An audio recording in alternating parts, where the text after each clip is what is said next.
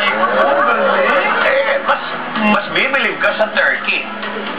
Ang nilililok nila ron, out sa bato. Mga simbahan at mga bahay. Ganun katindi. Ang laki naman ng spec. Ay, tingnan mo. Turkey, here we come. Quirky na, no? Ito naman ang Turkey. Marami rin mga turista ang dumadayo dito, Pati. Nakikita ko nga eh. Ayun sila oh. Kung mahilig ka sa kalikasan, mag-i-enjoy ka dito. Ano kaya yun?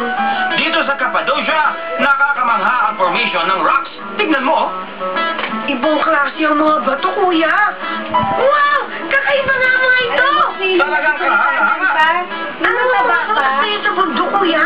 Mga cave houses sa bato. Madali kasing maukit yan. Kaya ginawa yan ng mga ancestors nila. Ito naman ay simbahan, ang cave Saka church. si ano, Simbahan sa bato? Pesto. Ako talaga! Ayan, oh.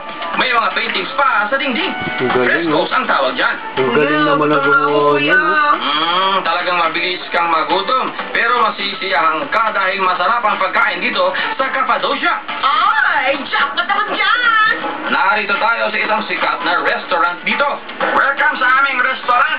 Huwag niyong kakalimutan ang banga na ito. Bakit niyo Ay. pinasag ang banga, kuya? Dito kami sumikat sa banga na ito.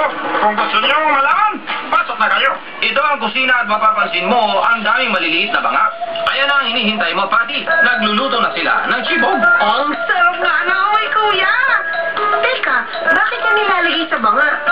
Ang tawag dyan ay jug kebab. Yan ang sikreto ng sarap ng pagkain yan. Pero, gutom na talaga ako, kuya eh. Maghihintay ka pa.